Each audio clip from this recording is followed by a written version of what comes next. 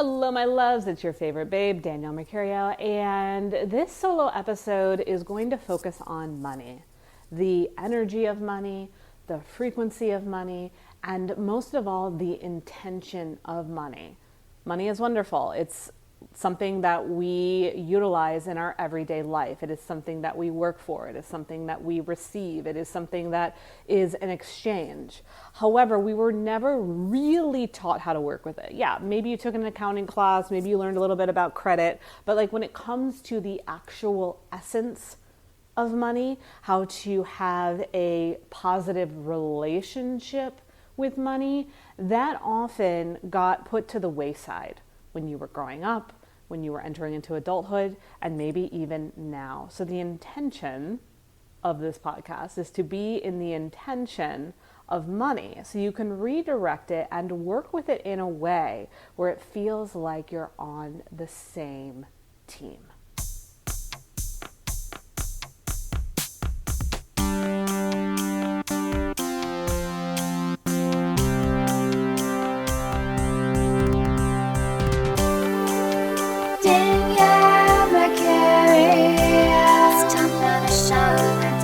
Welcome to the show, Danielle Mercury. Welcome to the show. Welcome to the show.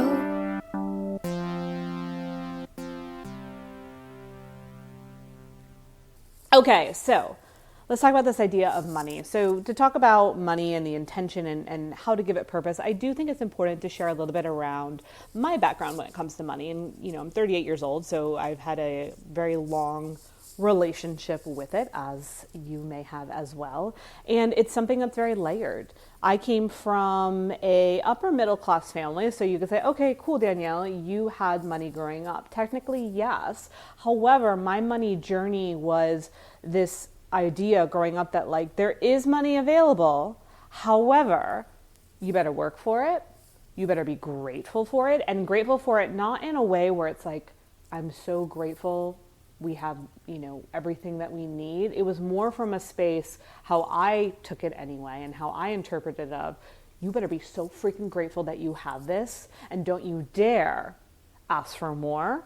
Don't you dare, upset this. There was this frequency around money where it was technically always around me, and technically I always had my needs met, but there was this feeling of almost like, but I'm not good enough for it. Even though I'm supported and even though I'm taken care of, at the same time, there's this feeling of like, I don't deserve it, or this feeling of, money has power over me. Money is something that you respect and something that you earn and something that you don't talk back to.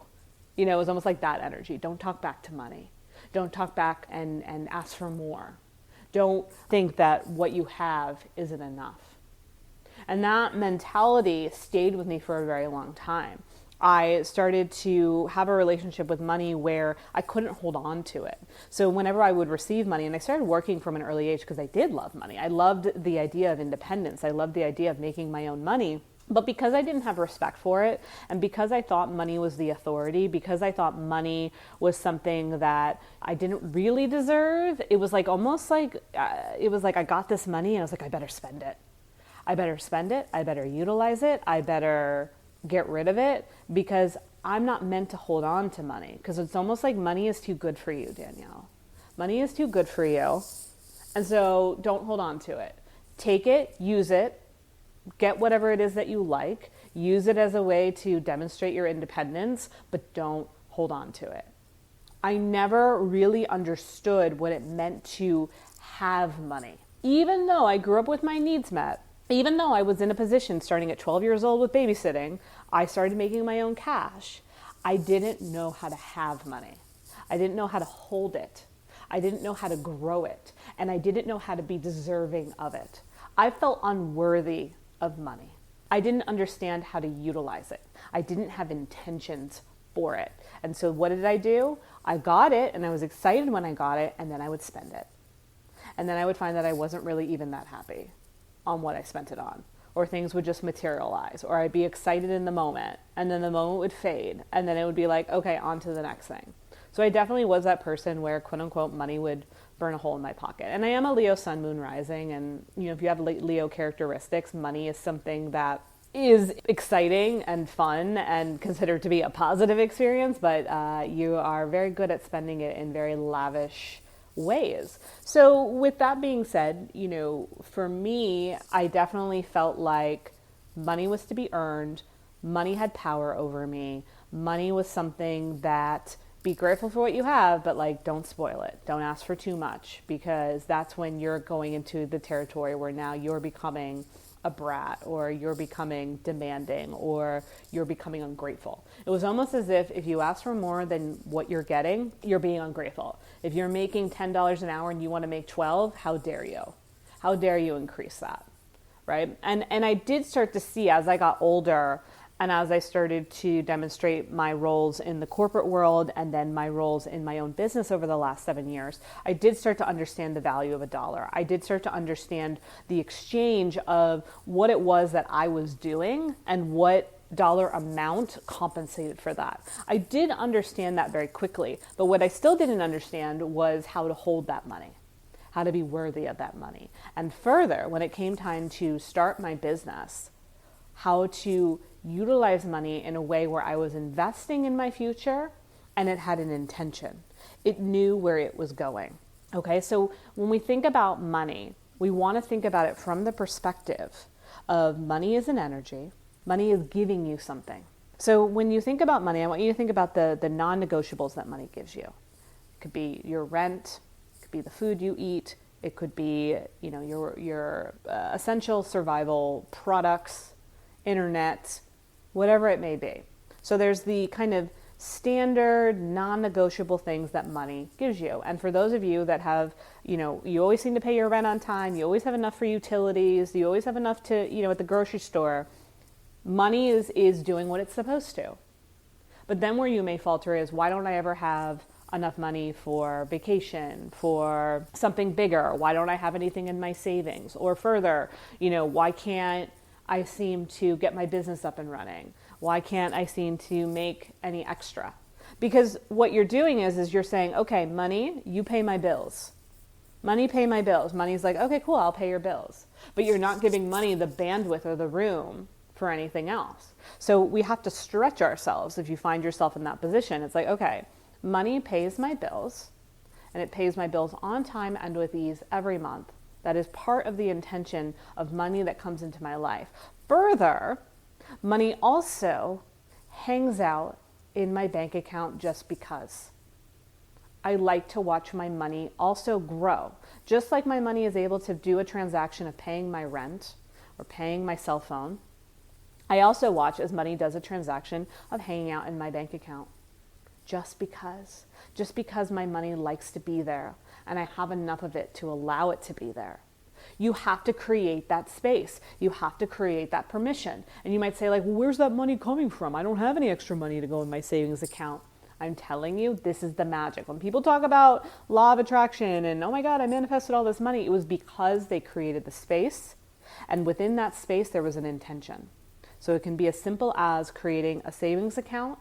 And even if you're just putting in $1 a day or $5 a week, you are saying my money goes into savings. My money has space to grow. My money has room to accumulate. You're doing that every single time. And you could say, oh, $5, that's nothing. It doesn't matter. When we look at the energy and the frequency of money, it's not so much looking at it from a dollar amount. It's looking at it from the amount of how you care for it, how you receive it, what your attitude is around it. Your attitude around it should be, for $5, should be similar to 100.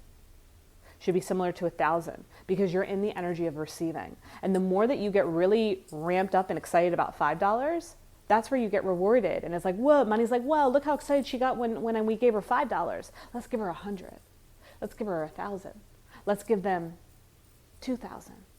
And you start to see how money starts to multiply, starts to flow, because money becomes a tool for you. And money also understands that you're a safe place for it to hang out. You've created a nice little haven. So that's one way to do it. Another way is to look at it from the space of what else can money do for you? You know, if you're looking to, a lot of listeners are entrepreneurs, healers. You have your own business. You have your own services. Money is a part of that. Money is tied for that. However, if you're looking at your dollar amount and you're scared of it, you're saying, okay, I charge $100 an hour, and that scares you, guess what? You're scaring away potential clients. You're scaring away opportunities. You are chasing them out before they even had a chance. And so you want to be honest with yourself around what that sweet spot is. Don't lower it to the point where it feels like you're really not getting the exchange. When it comes to setting your rates, it's really important that you get into a space where you know, like, okay, in order to show up for this service, it's going to take me this much time, it's going to take me this much energy, it's going to take this much of my area of expertise, it's going to take all this knowledge and education that I invested in. In exchange for that, whether it's a class you're teaching, a one-on-one service, a course, whatever it may be, what would need to compensate that? To be like, wow, okay, I broke even, or this exchange was solid. And then add a little bit more. Maybe add 20% to that. So let's say, you know, when you look at it, when it's all said and done, an hour of your time to work with someone, when you really do the math, when you really look at the numbers, when you really look at what that person is getting in return, it's $100. What if you went to 120? Ooh. And it might feel a little weird. It might feel a little bit awkward. That's okay. It's okay to feel uncomfortable with money. Where it's not okay is to be afraid of money. Or again, to have money have its power over you. Money is not meant to have power over you. That's not its role. It's not a person. Money isn't a human saying like calling all the shots. Money is a tool. Money is a frequency. I keep saying it because I want you to keep taking that in. So with that knowing, with that understanding that money is just a frequency, what kind of characteristics do you want that frequency to have? Do you want it to feel loving, nurturing, expansive? I know I like my money to feel in control and strong and knowing. I like my money to feel confident and supportive. I like my money to feel easy.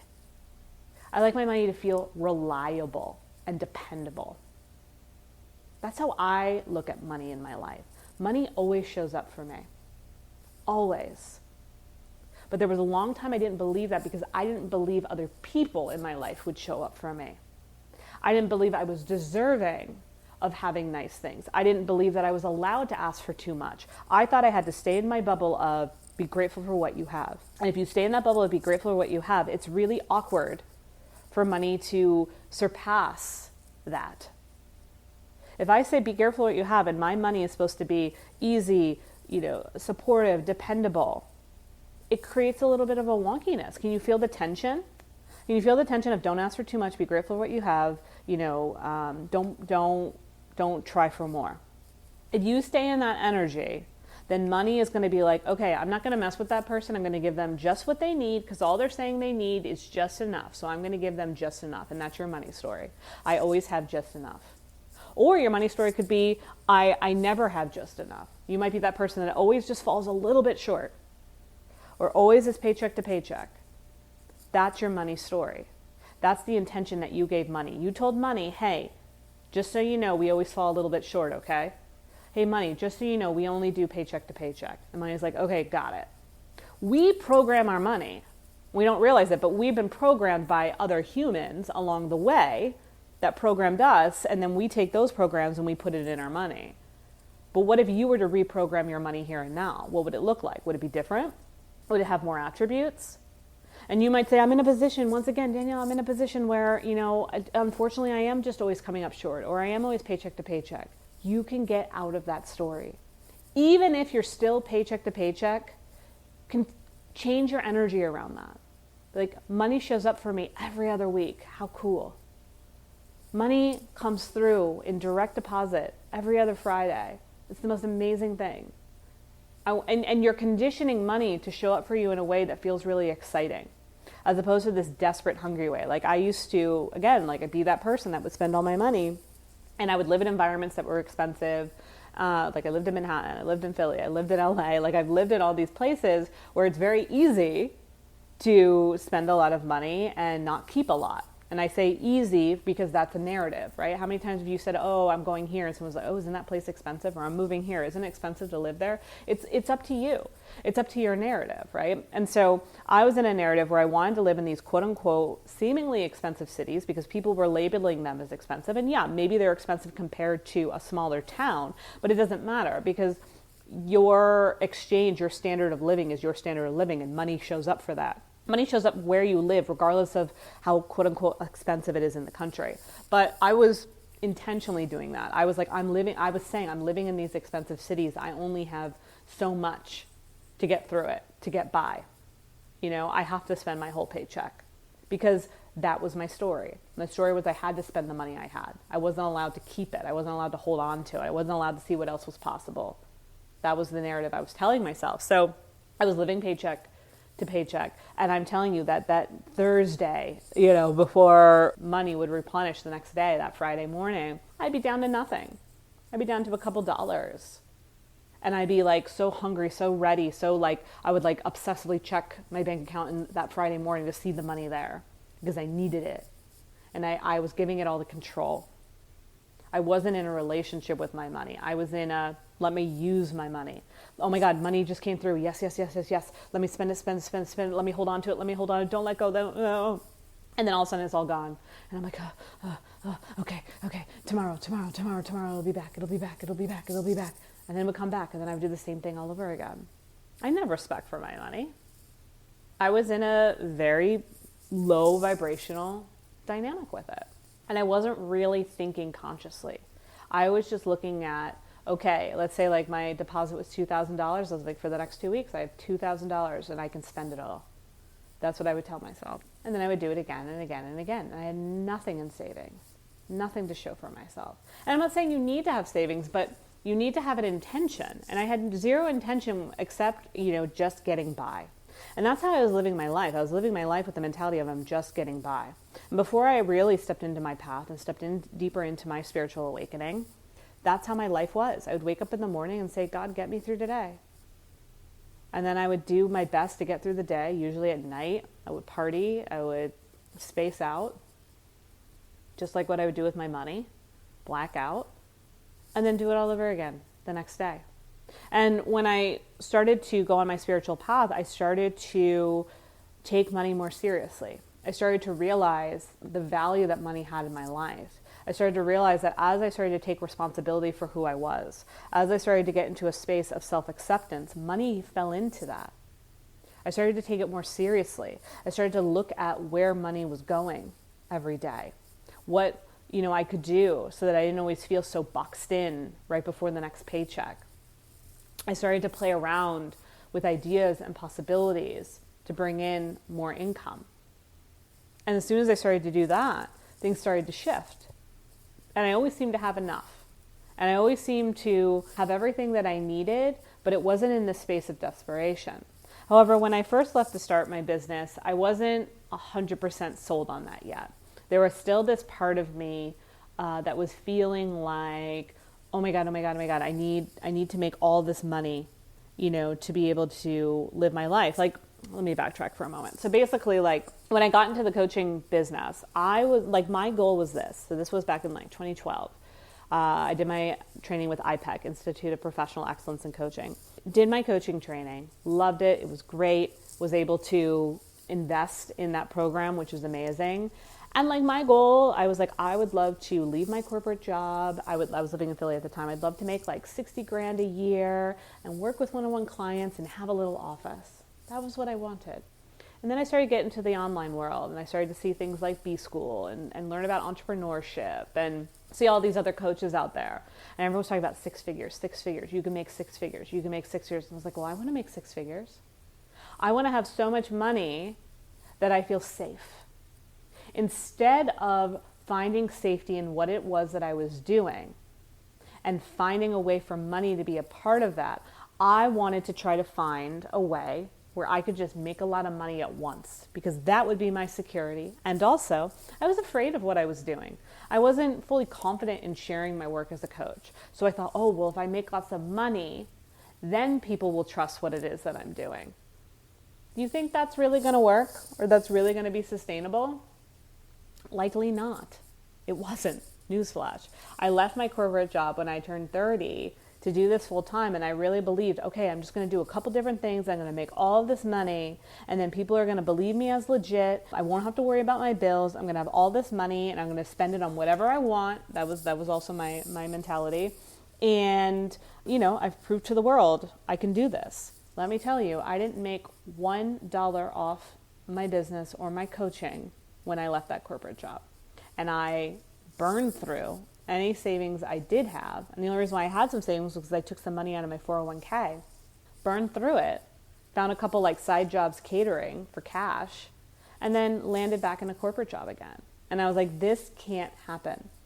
I can't run my business from this space of needing money to feel safe, and when I say that, again, money is security, money provides for us, but I was doing it in a very desperate, codependent way. I was doing it in a way where help me, save me, do the work for me, money.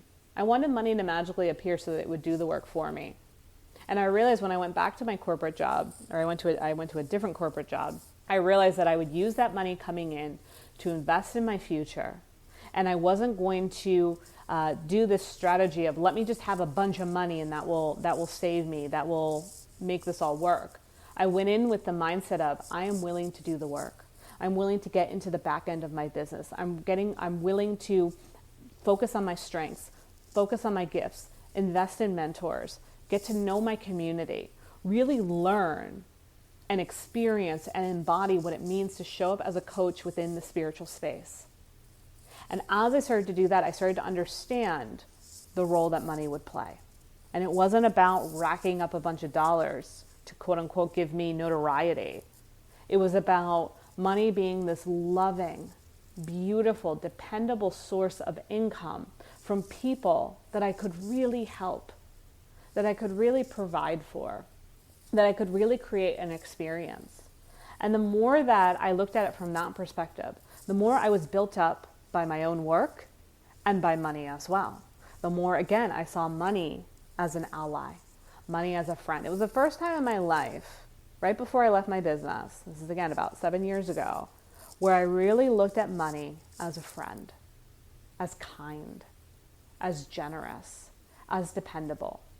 But it wasn't a handout, and it wasn't doing the work for me. It was an extension of me. I recognized that when I was really clear on the intentions for my life and for my business, money had a clear outlet. Money had an opportunity to show up for me. And I was doing it from a space of feeling grounded, feeling secure, feeling complete. And from that space, money has a lot more bandwidth, has a lot more room to work with, and a lot more ability to surprise you.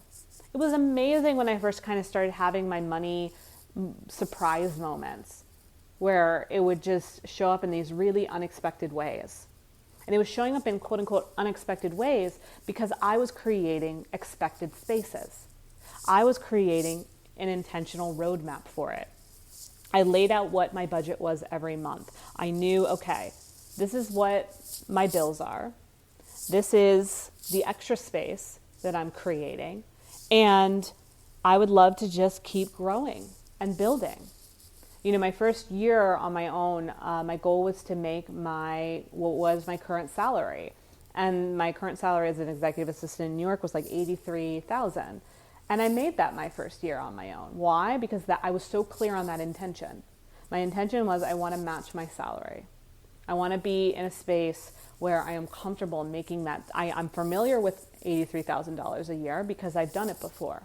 I did it in a different platform. I did it through a corporate environment. Now I'm going to shift and stay in the same wavelength of the money coming through, but I want to do it in my spiritual space. And once I was able to do that, I started to see how I could grow it, how I could shift it, how having more money coming in could allow me to hire help. could allow me to rent spaces to utilize for workshops, could allow me to travel more, could allow me to invest in, other things for my business that I might need, like my gong, things like that, right? And I started to realize that once again, the key factor in my life, whether you're an entrepreneur, a stay-at-home parent, whatever it is, in college, you don't work for money. Money works with you. Okay, we've got to get clear on that. You don't work for money. Money works with you. You are a team. Money is an asset. Money is an extension and a reflection of how you're doing. For me, even, I'm going to be honest with you, like, while I make multiple six figures, I'm not at that 7-figure place yet. I can see it, I can feel it, but I'm not close enough to it yet where I feel like it's possible. And I'm just being completely honest. Is it possible one day? Yes. And I know that it's happening 100%. I'm not there yet. And part of why I'm not there yet is because I don't know what my life looks like at 7 figures. I don't know why I want 7 figures, besides like it sounding exciting to like have $1 million business. I'm not in a space where I really understand. And it's because I'm in a pivotal time with my own growth and even my business.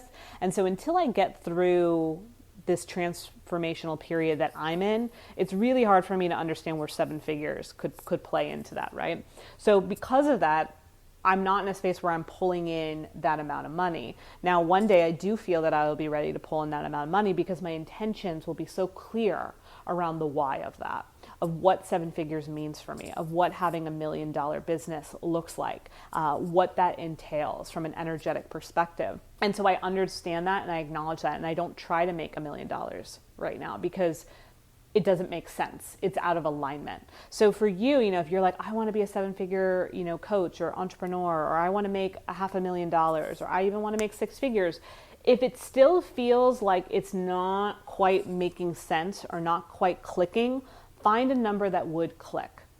Okay? It's really hard, to manifest 7 figures if you're looking at your current bank account and you're seeing that you're not honoring your money. You're not respecting what you currently have. If you want that 7 figures because you just think, oh, that's going to make my life easier, that's not enough. You have to find the ease in your life now. You have to find the success within your current money story. And you have to look at what you're currently pulling in to really understand how you can expand that. So look at what your current monthly budget is. Look at what your spending looks like. Look at how you treat money. Look at what your relationship is. That's the work. Focus on that first. Focus on your current lifestyle, your current standard of living, and saying, based off of that, where can there be growth? Where can there be more opportunity? Where can I continue to stretch myself? Because again, like I said, with money, it can be uncomfortable. It can be awkward, but it shouldn't be scary. Anytime I move into a higher threshold of receiving money, it's not scary, but it is uncomfortable. Whenever I raise my prices, whenever I put myself out there in a new way, there is a little bit of feeling of like, ooh, this is new, this is weird, this is wild. Yet, it levels out and it's all good. So I'm not afraid, I'm not scared. It's just like, like if you were to like walk on a balance beam, at first it's like, whoa, this balance beam is wonky and it doesn't feel stable, but like, you can do it and you see the path ahead and you see where that balance beam is going. And once you get in your groove, you're good, right? But you don't have to be afraid of it. Same with money. You don't have to be afraid of it, but you do need to know where you're going with it. Okay? You do need to be in a space where you build trust with it. I have an exercise in my workshop, the Citrine Codes, which is available on my website. And in that, there is an exercise, a meditation, where you turn your money into human form.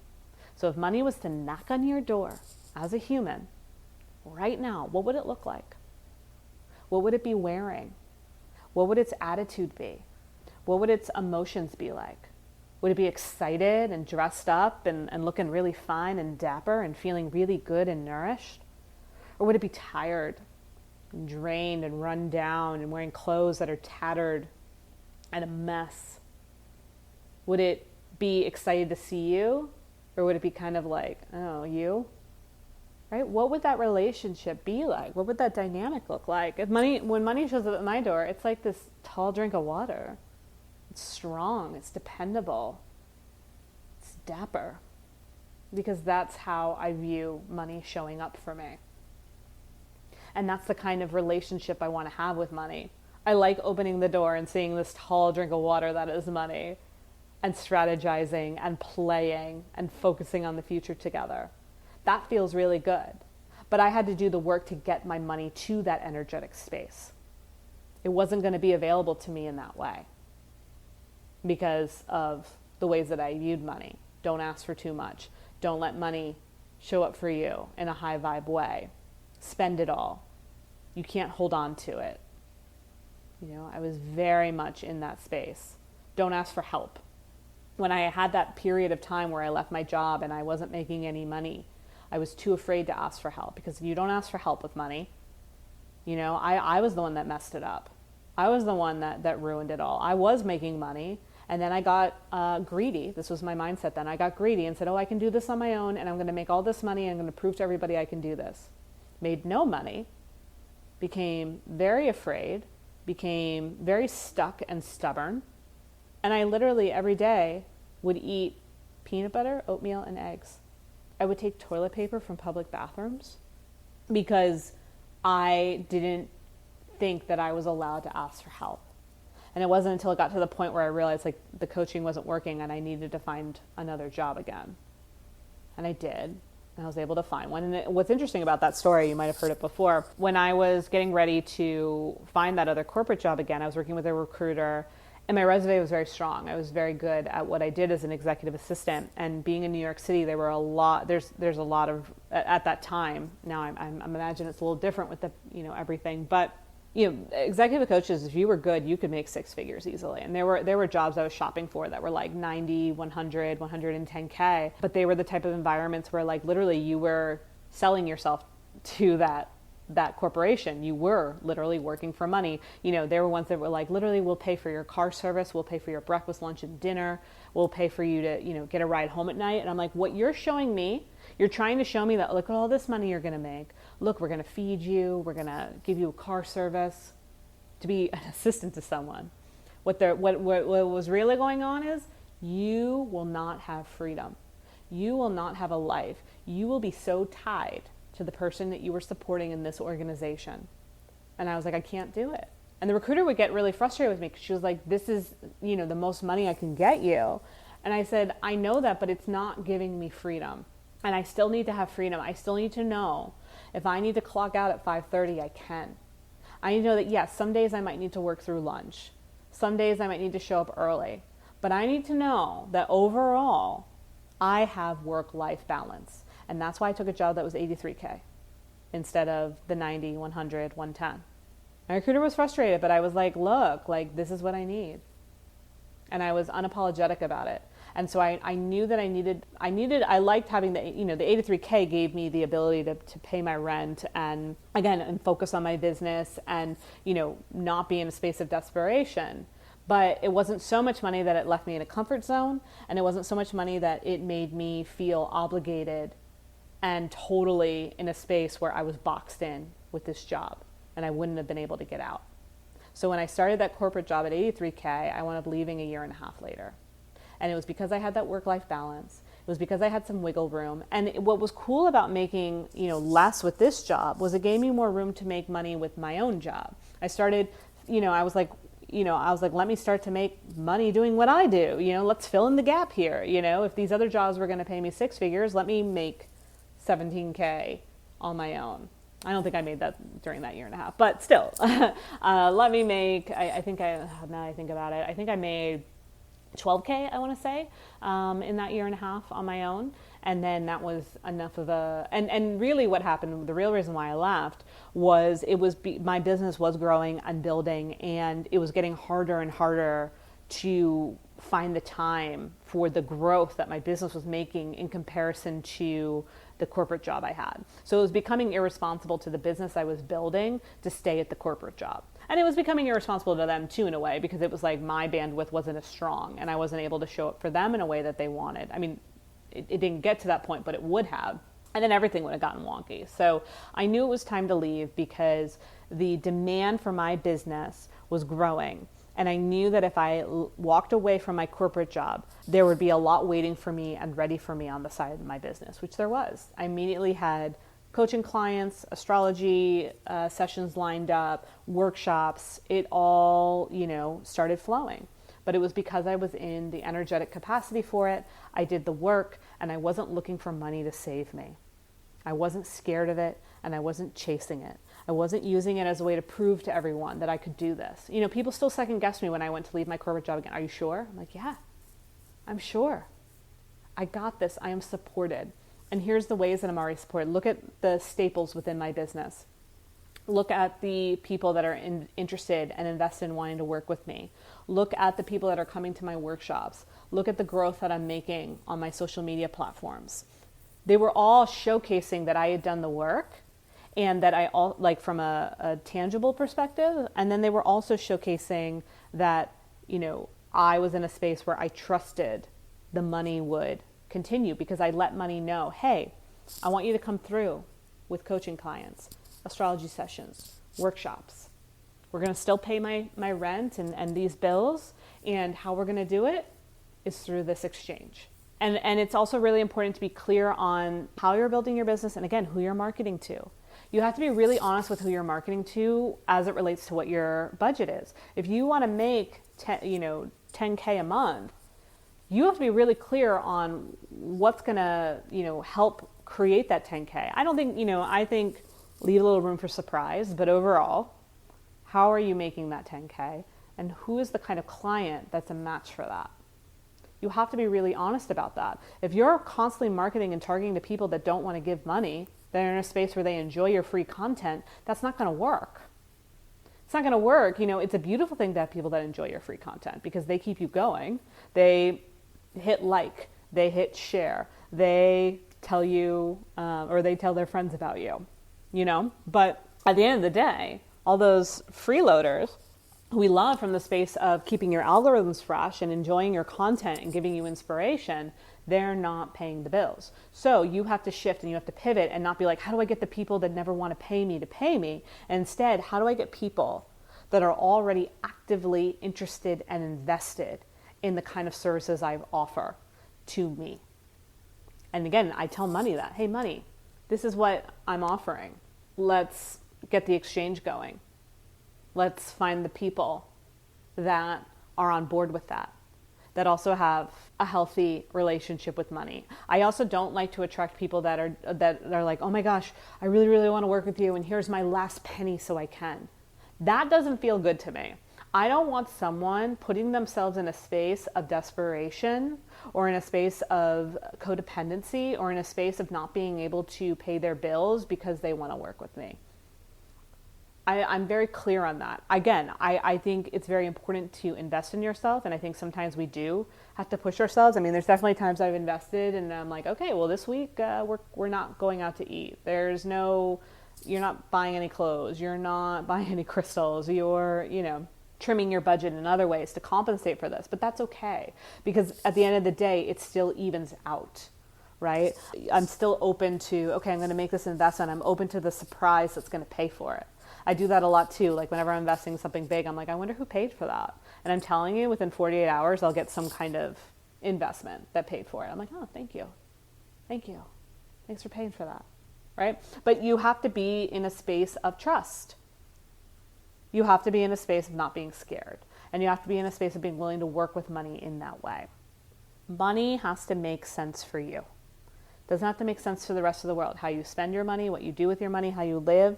You don't have to justify it. You don't have to explain it, but it does have to feel good for you. It does have to feel like when money knocks on your door, you're welcoming in your partner. You're welcoming in your teammate. You're welcoming in a really good friend. Come on in. Let's have a talk. Let's catch up. Let's see where we're at. As opposed to you open the door and money almost topples over and falls down and collapses on you. And then you're sitting there and you're nurturing the money and you're trying to get it back up and you're trying to make it feel better, and it takes a lot of energy, and then you're both drained. Is that how you want it to go? So in sum, money needs to have an intention, needs to have direction to know where it's going. You have to create space for it. Meet yourself where you're at, whether that's putting $5 a week in a savings account, understanding that maybe trying to manifest your way to 7 figures is too much, and maybe you just need to manifest your way to an extra 4 figures. You know, meet yourself where you're at before you kind of reach way too high. Know what your nervous system is capable of. Notice that juicy spot where you still feel comfortable with money, and maybe a little bit of a pushy, like, okay, this is different, this is interesting, but you still like are in control, as opposed to being completely scared and reckless, right? So have the intention and the direction. Find a sweet spot where you feel comfortable with money. Know that money is here to work with you. You don't have to fear it. You don't have to work for it. And you don't have to use it as a way to prove. And then further, remembering not only what is money giving you, what is it providing you with? What does your ideal life look like based on where you are and where you'd like it to grow? Hold that vision for money and your life with the ultimate integrity, with the highest esteem, with the great knowing that you came here for a purpose, and that purpose is backed and funded by so much universal support if you let it. We all came here with a trust fund from the universe. You have to give yourself permission to access it. And in order to access it, it's going to take trust. It's going to take a little bit of devotion. And it's going to take a lot of love and compassion. So hold the vision for your money as it relates to your life with a sense of pride and integrity. Trust in what you're doing. Find ways to meet yourself where you're at. Look for the people and the outlets and the exchanges that make sense for you. And from that space, money has a different flavor. It has an elevated frequency. And you're going to find that there's less fear in your life. There's less desperation. There's less feeling left out. And there's more of a feeling of being at ease, being complete, feeling supported. There's a lot going on in our world right now. However, money doesn't have to be your biggest challenge. It can be your biggest victory, your ally, and source of support. And again, for more on money and manifestation and all the juiciness, I highly recommend you check out my program, The Citrine Codes, where we go deeper into your money story, the frequency and energy and the currency that our money possesses, and then go on this really amazing visualization to deepen your relationship with money, journal prompts, all the things. Check it out on my website, daniellemercurio.com, also in the show notes. If you use code PODCAST, you may get a little surprise savings as well. That's code PODCAST, all caps, details in the show notes. All right, I love you and your abundant, beautiful way of being. Love you.